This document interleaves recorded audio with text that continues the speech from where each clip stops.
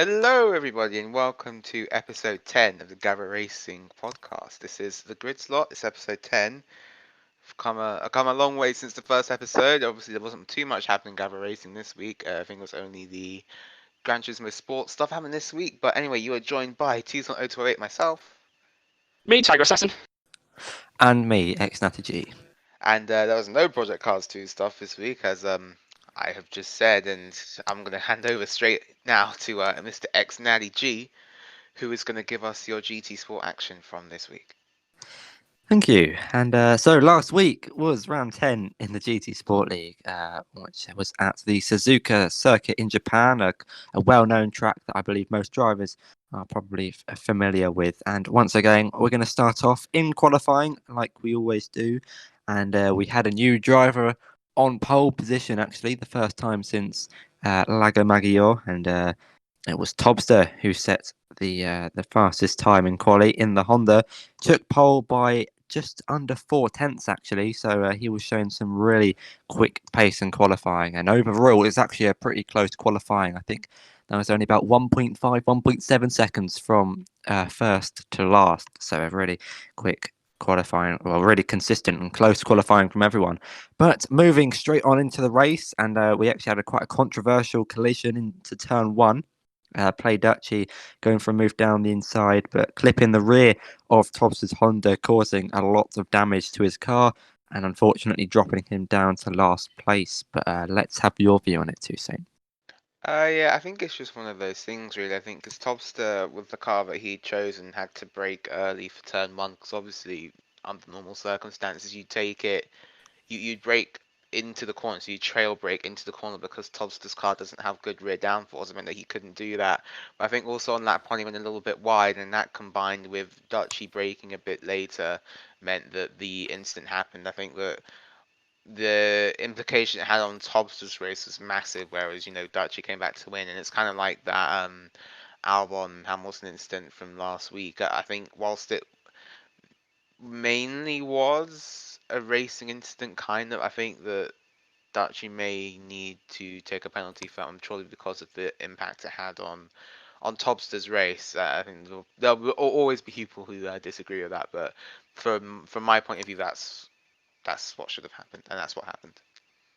Definitely, and we also saw a thrilling battle actually between Toussaint Tiger and Play Dutchy, of which Play Dutchy eventually came out on top in that battle. But later on in the race, down the penultimate corner, there was a little bit of a collision between Tiger and Toussaint, but I'm sure Tiger will be able to explain just exactly what happened there. Well, to this, it was mainly all my fault, really. But yeah, I was behind Toussaint. I had the slipstream, and we were coming around towards that final chicane in Japan, and we got there, and I seemed to have broken when I thought where the braking zone was, and my car didn't seem to stop, and it went right down the inside of Toussaint. We had a collision, but I actually somehow managed to come off worse. There was no damage, luckily, between us two, but it's all good now. But I think there was some problem with my controller that I've been having for a couple of days now. So I think it was quite an unlucky incident. But it's something that happens, but no damage to either of the cars, and yeah, there's no love lost between us two either. So it's all good in the end.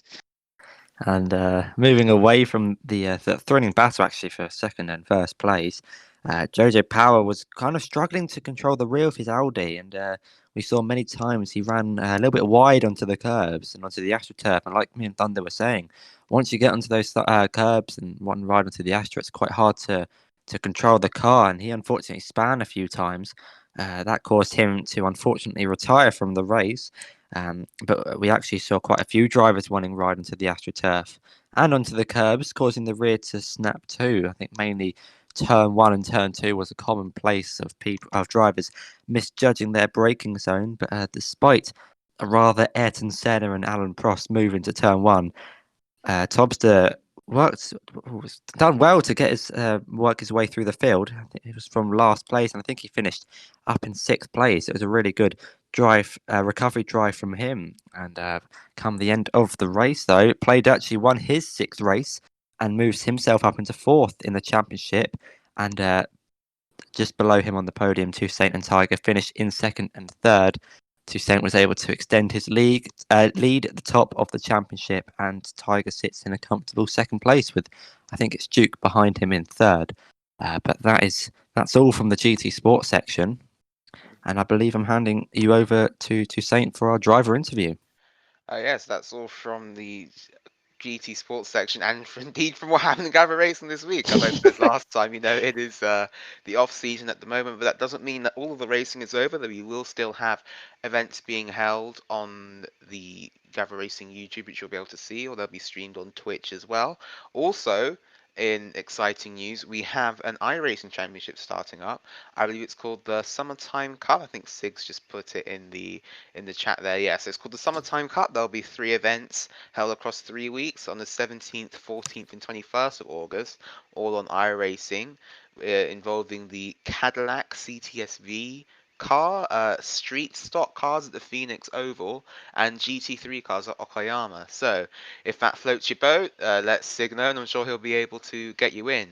As I'm sure most of our hardcore sim racing fans will be all over that kind of stuff, because that is a very, very hardcore sim, I must say. So, anyway, this week it's a return to driver interviews. We have the person who finished in 6th position in the Super League. It is Mr. Xx-ITsJax, everybody. Hi, Jax. How you doing, mate? Hello. Alright, so you have been here for quite a while at Gavra Racing. I believe you participated in both seasons of the F1 Championship so far, or well, 2 of the 3 seasons even. But for our listeners who don't know that much about you, could you tell us a little bit more about yourself, so where you're from and what series you raced in last season? So I'm from England, obviously, and I race in the Super League for Alfa Romeo. Oh, nice one. And I think Mr. Tiger Racing is gonna have your next question, taking a little inspiration there from Mr. Jukebox, who I hope we can have on the podcast soon.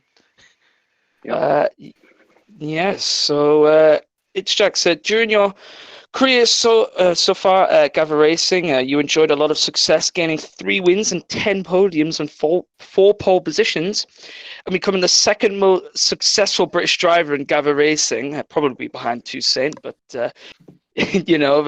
how much do these records mean to you, and how can you build on them? I guess I can build on them by I don't know, maybe. Well, obviously I'm proud of obviously winning and getting podiums and pole positions before, because some of the drivers on there are obviously quite fast. And how I can build on them is maybe change my driving style, be more aggressive, and practice a lot more than I did last season, I guess. All right, good, nice insight there from Mr. Jax. Mr. Natty, you think you have the third one? So yeah, in the Super League last season, you finished in 6th position. Were you hoping for a better position following season 1, or are you happy with your finish?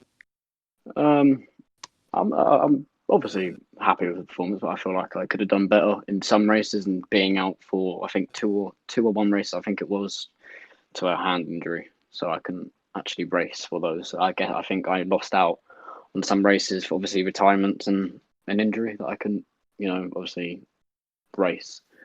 So, but after that, I came back as strong as possible. Yeah, I think he had a little bit of a drop off mid-season. That must have been due to the injury. I think you took a couple of replacement drives for a couple of races. Is that right? Yeah. Yeah. I think continuing on with the Super League theme that we've kind of cultivated for the past couple of questions, there's a bit of controversy in the Brazilian Grand Prix due to a mass internet dropout for many of the drivers. It was eventually decided that the race wouldn't count towards the final championship standings, but I believe you and your teammate Jojo had a differing opinion to the decision that was taken. Can you explain why this was and what that point of view was? Yeah, I think the reason why me and Jojo had a different opinion on the internet and the problems that happened is because I think me and Jojo worked really hard in the Super League season, trying to get as many good positions in qualifying and trying to get as many good results at the end of the race. When it came to Brazil, it was going well. I was in P1 for a bit, and then I feel like I obviously had the right pace to win that race after not having any penalties, and I think everyone else behind me did. I don't think Atengren did, but I don't know. I think the main reason why it was because I think we just disagreed with what everyone said is because apart from everyone else that I just feel like me Jojo, it wasn't our fault, and it just seemed like everyone else was saying it was our fault. But I think like me and Jojo did work hard for that 1-2 finish, but sadly the safety car got behind us, and sadly the game didn't work as it should have. Yeah, it's a shame to miss out on that round in the Super League, really, because it was quite a fascinating race, really, seeing how all the different strategies were going to play out in the end. So, unfortunately, we didn't get to see that, but I think Mr. Tiger Assassin's going to have the next one. You and your teammate Jojo were able to secure some good points for Alfa Romeo, taking to fourth in the constructors. As the more experienced driver, will you be able to give him any pointers to improve his pace? Yeah, I mean, I always try to. I was thinking about being in a party with Jojo and obviously anyone else. Well, mainly just the teammate to help each other out on strategy and our pace and stuff like that. But to give some tips up to Jojo, I feel like Jojo needs to be, for if he's in the next season, for example, I feel like he needs to be a lot more aggressive and a lot more consistent, because in some races he didn't finish, but on the other hand, Jojo was a fast driver. And yeah, I mean, yeah, I wouldn't mind to be teammates with him again. All right, nice. Okay, that kind of answers the follow-up question as well. So, Nat, do you want to move on to number 7? What would you say was your best race from the most recent season, and what tracks are you looking forward to in the next F1 season? I feel like one of my best races, to be fair, was China. I think I didn't get into qualifying. I started 20th, and then I had a collision with Toby. That put me back down to 20th. I think I was 30 to 40 seconds behind, and I think I finished 4th or 5th, I believe. So to come back from a race like that, I feel like that was probably one of my strongest ones. But maybe another one, for example, might have been Russia, because that was my birthday race. So There's a special thing there. I think me and you both shared a bit of a thing where we both had a race on our birthday. I think mine wasn't as good as yours, I don't think. But yeah, it's nice to have a little race on your birthday there. I think you finished on the podium. You podiumed that race, didn't you? No. No. Okay. All right. So moving on to the Golden Crown, which for those of you who don't know was a mini championship held at the end of the season to decide which league which league was the best league, basically, and the league with the best drivers in theory anyway did win the Super League. So your team did manage to bring home the win in the end. Were you guys happy with that, or was it expected? Is on paper you should have really won that league? Oh yeah, 100%. I mean, obviously, on paper we were more likely to win than any other league, but yeah, in other leagues there are very fast drivers that may deserve to be in the Super League. Hopefully one day, but yeah, I think we did deserve it, and I was happy about it. All right, nice. As I'm going to hand over to Mr. Tiger Assassin for the next one, if he is here. Tiger. Okay, so who was the standout performer on the Super League aside from yourself, obviously? So you're not getting out that one that easily. Oh God, here we go. I think it's obviously on paper as well. Yet again, I think it was Atengren. He really showed good pace in Bahrain, like really good pace, and Britain and Brazil. He is a very good driver. Yeah, I think in Bahrain he also had that spin and was still able to bring it back for the win at the end there. So it was obviously big ups to Mr. Atengren there, who we tried to come on the podcast, but he is hopefully coming on for next week. Anyway, finally, with the current F1 season being over in Gavra, what are your plans for the future? I.e., will you be joining any other series such as GT Sport or even iRacing in the near future? Do you think? I think iRacing is a good choice, but money wise and obviously paying for the subscription isn't the most best thing, I think, because obviously maybe some people might not be able to pay for it, and well, I don't think there'll be a lot of people doing it unless there's some other way we can Gavra can find out to do it. But GT Sport, maybe I might go into GT Sport. If I can find the pace into another game and find more practice time, I'll 100% do it. All right, cool. Well, it's been a pleasure to have you on, Jax, and we hope to bring you back on the podcast at some point. We are interested in doing repeat interviews. So if you were on the podcast before and you would like to come on again, just let us know. Our Discord and PSN details will be in the description down below, just like on the last video. And if you would like to be involved in the podcast the same way that Jax just was, it's also the same thing. Just message either three of us, put it in the Discord or on PlayStation or anything like that. Again, Jax, it's been a pleasure to have you, and we hope to see you again soon. Okay. All right, see ya. See you later. See you. All right, and that was Xx-ItsJax, everybody. So that is driver interviews concluded. We are going to move on to Mr. Tiger Assassin. He's going to take you through real world racing this week. It's making, not a return, but it's appearing for the second week in a row for a while. As obviously, as I said at the beginning, we haven't had much stuff happen actually in Gavra Racing this week. So, Mr. Tiger Assassin, take us away. Thank you, Toussaint. And this is my first time doing this section because we've got no F1 on at the moment in Gavra Racing, but there has been some real world F1 happening at the moment. And just quickly to follow on what Toussaint said about the iRacing, I believe a form has just gone out in the iRacing chat for anyone who wanted to sign up. I believe it just popped up on my Discord. So yeah, you can go sign up for the iRacing tournament. But back to the real world F1 stuff. We were at the Styrian Grand Prix, which is actually technically the Austrian Grand Prix, but they have to call it the Styrian Grand Prix because you have to have two different races in two different countries, I believe it is. Yeah, for it to be allowed. I don't think two races can have the same name. So Styria is actually, I believe it's the province or the state in which Spielberg actually is. So that's why it's called the Styrian Grand Prix, for those of you who didn't know.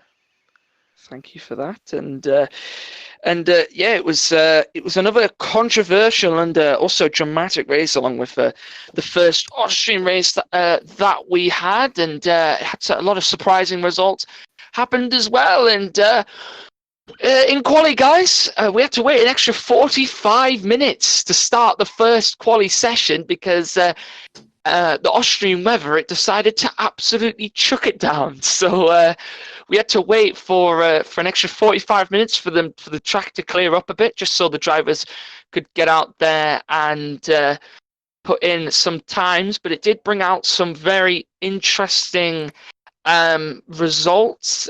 Firstly, we'll go into first. We'll talk about the Racing Point team. Wasn't a strong qualifying for them compared to last week. They seemed to struggle in the wet weather a bit. Natty, do you reckon there's any reason behind that, or do you reckon maybe it was something to do with the drivers and how they were, or maybe it was something to do with how the car was in the wet weather? I'm gonna say a little bit of both. Obviously, there's not been a wet race. Probably, I can't remember since when the last time it was raining, and obviously Hockenheim last year. Probably, yeah, and Yeah. obviously the rumors of Racing Point not copying Mercedes, but maybe they just didn't have the correct balance or the car performance that they wanted in the wet. So maybe they were preparing more for the race than in quali. Yeah, I mean, I think whilst Racing Point seemed to have copied a lot of the Mercedes car, one thing they probably didn't get was the wet setup. So that might have been a reason why. I think they're still trying to get their heads around how that concept, that long wheelbase concept, works with in the wet conditions and the setups that they need in order to make it be quick in the wet. But I'm sure they'll get on top of it. So. Mm-hmm. Well, we might as well go into the point while we're on that point there. The Racing Point car. It seems like Renault have decided to put in a what would you call it? A protest? Would you say against the Racing Point car because they're saying it's a lot like the Mercedes car from last season. But Toussaint, we know you have a good opinion on this. What are your opinions on that? But I thought we'd talk about that now while we're on the subject. Yeah, sure. It was a good decision. I think I think the main grounds on which Renault are protesting it's something to do with the brake ducts, I think, or the brake ducts are key to discussing the car's legality or not. I think it's something to do with the way they were built or how they were given the plans or something like that. But that Racing Point already has, the Mercedes rear suspension and gearbox, so why not just try and recreate the car best you can? I think that it was a good idea from Racing Point, and it's a good execution. But part of what Renault was doing is what F1's kind of about, really, isn't it? It's teams protesting, just trying to get one up on each other, and that's kind of the nature of the sport. It's always been a hallmark of the sport, whether you like it or not. Like, it's just one of those things. But I personally don't think that the Racing Point car is illegal in any way. I think Racing Point themselves have been very strong about that because these teams aren't stupid. Obviously, if you get caught giving plans from your car to another team, then of course you're gonna get found out for that. And B, why would you ever give a competitor the plans for your car? Like, that's Yeah. the one thing that I just don't really understand. But yeah, I think for me, there's not. I don't really have a leg to stand. I'm sure there's people smarter than me who think that they do, but in my humble opinion, they don't really have a leg to stand on Renault. Right. Natty, have you got the same opinion, or have you got any different opinions on it? Yeah, like Two Saints saying, and just it's obviously it's really close in the midfield between McLaren, Racing Point, and Renault, and these teams are going to try and do anything they can really to try and get one up on another team. And well, obviously the Racing Point and the car designs have all been checked by the FIA before the season started, and similar to the DAS system by Mercedes, it's been proved legal initially. So yeah, I think. Like Two Saints said, if Mercedes literally gave Racing Point the entire car design, then yes, it would be probably quite illegal. But I think Racing Point have gone around it in a pretty smart way, and I think it's not. I think it is legal. Yeah, definitely, and I would agree with what all of you, what both of you have said there. But yeah, it would seem a bit odd, like for Mercedes to just go, here's our car from last season, and have the same engine as us, because do you know what I mean? It's just more competition for them, isn't it? Really, but moving on from go on, Two Saints. Sorry, I was going to say because you could say that Red Bull did the same thing with Toro Rosso, but I think what needs to be understood there is that Toro Rosso is Red Bull's junior team. Like Racing Point, they're a separate entity to Mercedes. They don't have any Mercedes young drivers in their lineup or anything like that. Williams have more Mercedes young drivers than Racing Point do. It wouldn't be in Mercedes' best interest to give their plans from last year to another team. It just wouldn't be. Yeah. But yeah, thank you for that, guys. But moving on, still in qualifying, I have to go on to the man who got pole in that qualifying, Lewis Hamilton, and I have to say, what a lap from him! 1.2 seconds ahead of second place, and I have to say that was an absolutely blistering lap. And I knew he was going to be quick in the wet. I've seen Hamilton in a wet over the years he's been racing, and he's been one of the best drivers in the wet. But that was an outstanding lap, and 1.2 seconds ahead of P2. And yeah, to say, me and you Hamilton fans, you've got to be very happy about that one. Yeah, I think obviously we didn't get to see what Verstappen could have done. Obviously, that spin at the final corner, but that from Lewis was probably one of the. I don't think. I was going to say, I don't think personally, even if Verstappen hadn't have spun out, I don't think he would have beaten that lap personally. Yeah, I still think I think he wasn't purple in any of the sectors. He had only improved on his personal best.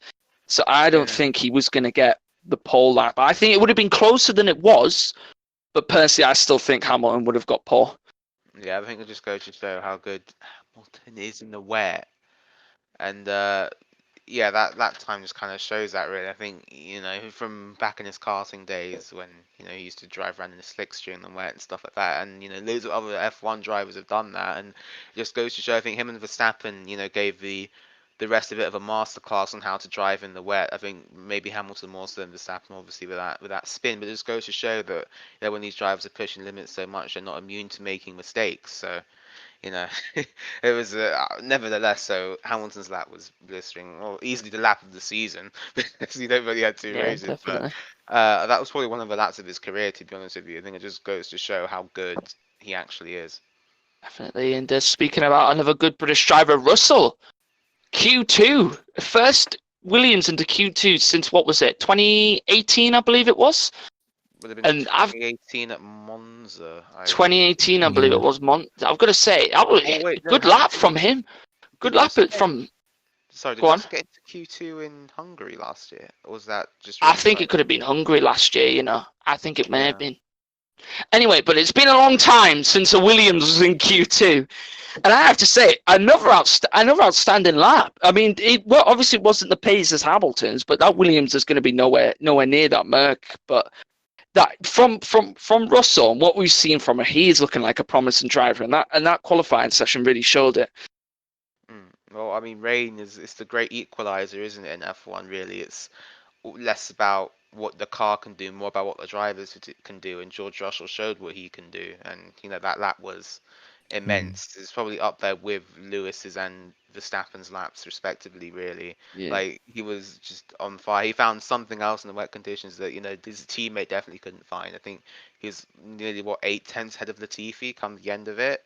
But yeah, it just goes to show how good Russell really is. Give him a good car, and he's going to be gone, He's going to really. be one. So He's going to be one yeah, hell of a driver. But definitely. anything else, Natty? Anything else you think we did that was just surprising in that qualifying session? Maybe Ferrari a little bit, maybe off the pace again. The Q2, I think, is probably the most interesting qualifying out of the three. Obviously, it was raining, and the conditions were actually improving between Q1 and Q2. But within the last 5 minutes, I think, of Q2, the rain got heavier, and that definitely cost a lot of drivers a fair bit of time. Obviously, with Leclerc pitting for fresh tyres, couldn't set a quicker lap. I don't think anyone improved in the last 5 minutes. And obviously, like you mentioned, Ferrari, disappointing qualifying from both of them. I think it was Seb who got into Q3 this time, but yeah, they obviously with their new power upgrades, they couldn't really, show them to their full potential. But I wonder what race it will be when we see them return. Yeah, I I mean, wonder. Oh, go on, 2 cents. sorry, for those of you who don't know, Natty is a Ferrari fan, so he's going through a particularly tough time right now. So yeah, it's been kind of tough for the past couple of weeks. But sorry, Tiger. But thank you both of you for your inputs there from Quali. But remember, there was a race the day after, and this was a good dry race. This one the Austria River held up for us, and we had a nice dry race. But big thing that happened in this race, and I'm sorry, Natty, again, but it seemed to have gone from bad to worse for Ferrari when Leclerc decided to do an Xx-ITsJax style move down the inside, I would have said, and collided into his teammate. I believe the back end bounced up on the back of Vettel's car, causing him to have big damage on the rear wing. And it's like repairing a rear wing; it's near impossible. So he had to retire a car, and also Leclerc had, I believe it was it underfloor damage or was it side pod damage? He had Something like floor that. damage from getting Floor launched damage. into a curb. Yeah. Yeah. But yeah, both of the drivers, unfortunately, DNF. But Tucson, I'll ask you. I'll give Nanny the break from Ferrari. But in terms of Ferrari, it seems to be a lot off the pace, and that just seemed to just put the icing on the cake in terms of the really bad, poor performance that both of those weekends. Yeah, I think Ferrari, they fast-tracked upgrades for this race, and obviously when you have those on the car, you really need to find out how they're performing in like a race scenario. So the absolute last thing they needed is for Charles Leclerc to go banzai into turn 3 and take not only himself out but also his teammate on lap 1. So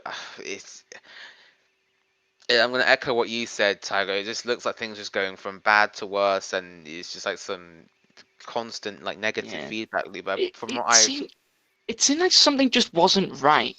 There was just something that didn't click for Ferrari on that weekend. It just didn't seem Do you know what I mean? It just didn't seem, Yeah. just something didn't seem right for Ferrari on that weekend. But Well, I think yeah, the carry two on.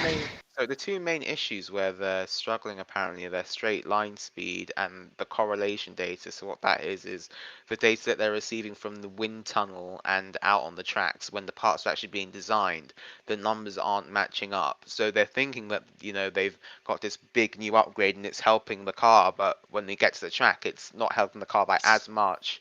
So there's something wrong with that wind tunnel that they're using or something like that, or there's something getting lost in translation between the data because something's not adding up. Also, straight line speed was only one thing that really contributes to that, and that's either the, well, there's two things really: the power unit and the drag of the car. So obviously they've changed concepts from last season, going from a low drag car to a which was good around, Monza, Spa, surprisingly good at Singapore for whatever reason. But that massive power advantage they seem to have come the end of last year. Well, it's evaporated now. In fact, it really Yeah.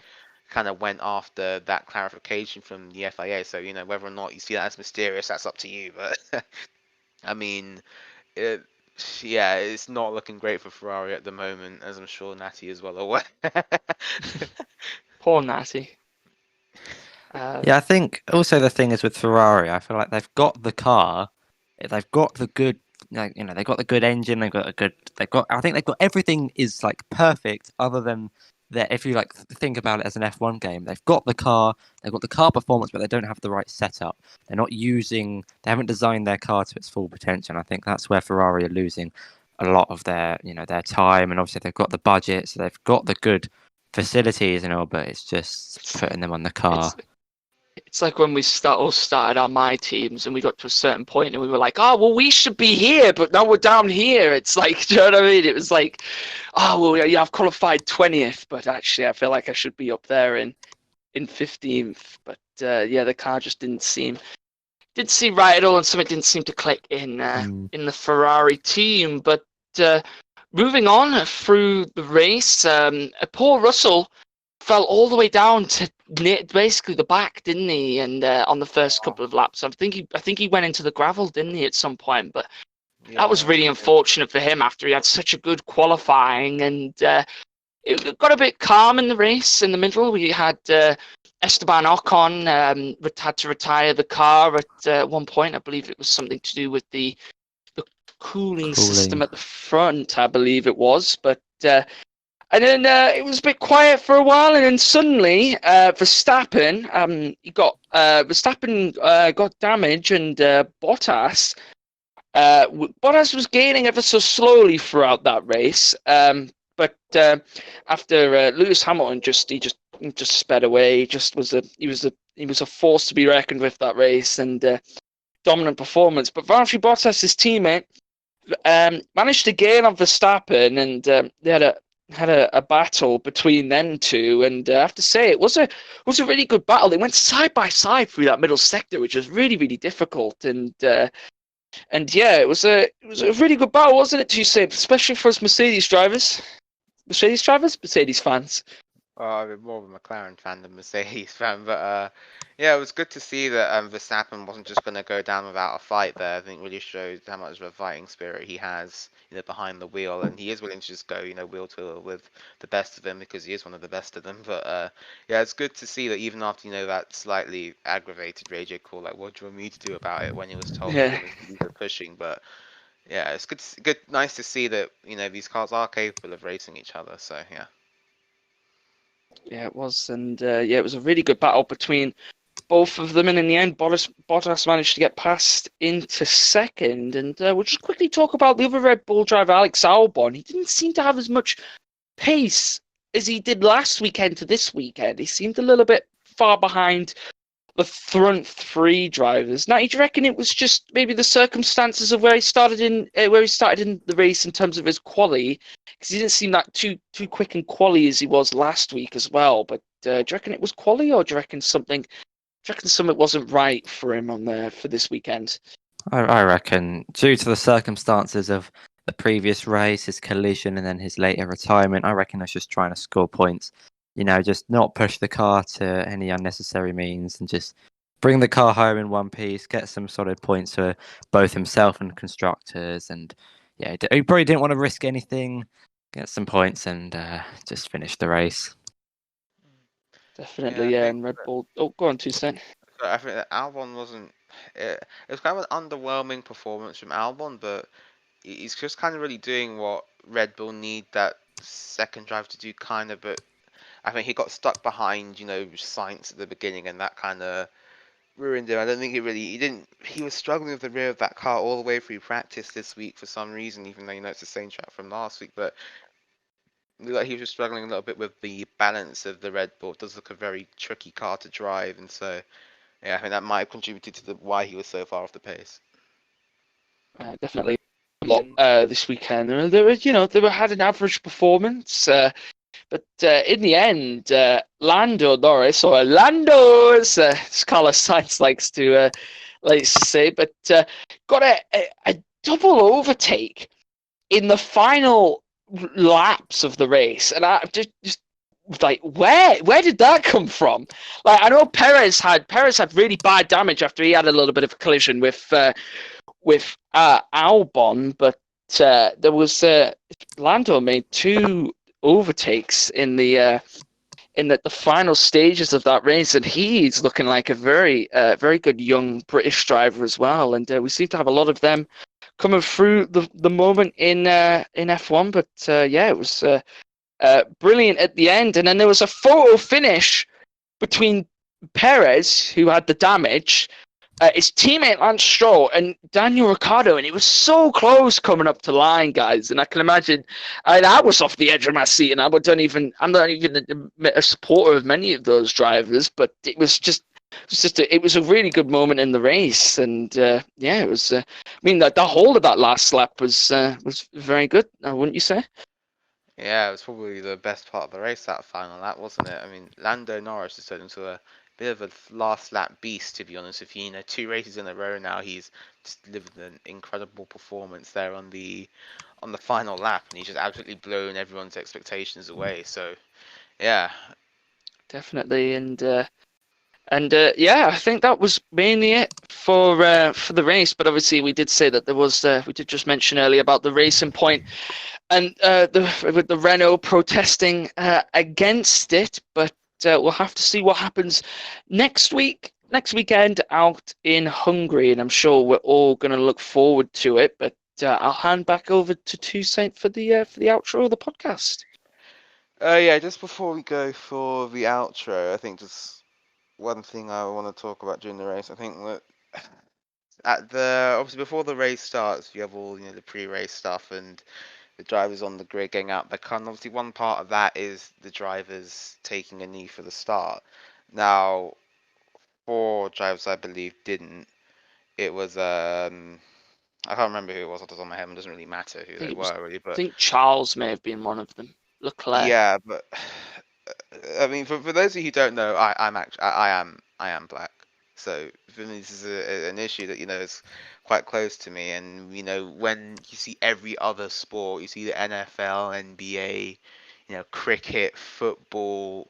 Actually, it seems like every other sport seems to be able to come together and be unified in this stance. And for some reason, F1 can't or won't or whatever the hell they're doing, and when the drivers come out of these excuses saying, and I appreciate that you need to let people be active in the way that they want to be active, but when stuff like that happens, it just shows it shows an ununified message. And Simon Lazenby hit it on the head, nail on the head on the Sky F1 broadcast when he said it's just not a unified message, and he's right, it isn't.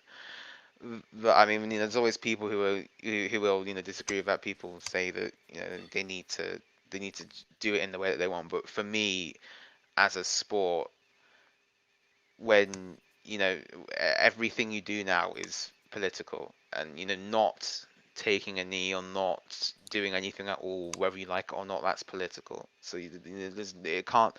The people say they don't want politics in sport, but like it or not, these sports have a massive platform of fans and everything like that. So when this stuff happens, and when it's only shown on the broadcast for 2 seconds, then people are going to talk about it. But just I mean, that's my 2 cents in it. I mean, personally, I was a little bit disappointed in F1 for that, but yeah, hopefully we'll have things rectified next year. I think the drivers need to get together and actually, discuss what's going to happen. I think, as Button said on the Sky F1 broadcast as well, it's like when you get to the track, you're just fully focused on the racing, nothing else. It needs to be decided beforehand what's going to happen and why this is going to happen. I think the drivers need to get together in, obviously a safe capacity. Obviously, with the thing that's going on right now, they can't get too close to each other, but they need to come together and actually decide what's happening before they go to the track. And I think personally, just to show that F1 is united in this pledge that they have, the drivers need to show, and more importantly, to be shown on TV, that all of the drivers are, united in this. And think, whether you like it or not, taking the knee is a big, it's a big symbol of that. So that's my 2 cents. But yeah, I think we're going to go on to our predictions for the Hungarian Grand Prix, just to end the podcast on a lighter note. So Hungary, a track that's been good for Red Bull the past couple of seasons. You might see that in my predictions in a minute. I believe it's also it's one of Lewis Hamilton's most successful tracks. I believe he's got something like 6-7 wins there. I believe. I'm not sure. But anyway, shall we go for our qualifying top 3, and we'll go for a race top 5 and a big shock. So I'll go to you first, Tiger. Oh, you've put me on the spot here. I'm just gonna have people screaming at me, aren't I? If I go Hamilton for Paul, just gonna have people going, yeah, I don't. Yeah, Hamilton for Paul. Verstappen. I would say Verstappen second, and then with the pace of Ferrari, it's not looking good for them at the moment. Unless they can pull some out of the bag and surprise us, I think it could be it's a mix between it'll either be Hamilton or Verstappen, and maybe put Bottas in there. But for me, I think it'll be Hamilton, Verstappen, and then Bottas, and then I think Albon might come behind, or maybe, and then it'll be between the racing points and the McLarens behind that, because they seem to be very close at the moment in terms of pace. But yeah, that's what I think personally for qualifying, and for the race, anything can happen. So I've got no clue really. Oh, come on, you gotta give us some prediction. I reckon big crash, cars tumbling into the gravel, big boom explosions, fireworks going off in the background. Yeah, and then the Williams will win. The Williams will win, so that's Tiger's big shock for the Grand Prix. What about you, Xx-ITsJax? I hope you've been a bit more cautious. Quali, my top 3. I'm gonna say Verstappen, Bottas, Hamilton for my top 3. And I'm gonna say the same. I think Hamilton or Verstappen for the race win, and then Bottas or Albon 3rd or 4th. But my big shock, I'm gonna say Charles Leclerc will be on the podium. Ooh. Or a Ferrari on the podium. Can I just say, I'll actually give you a serious answer now. I reckon Hamilton will be hungry for it, and he'll be wanting to equal Schumacher's record. So I think he'll try and be on top of his game. So Hamilton for the win for me. Oh, okay. So for me, I'm gonna go pole Verstappen.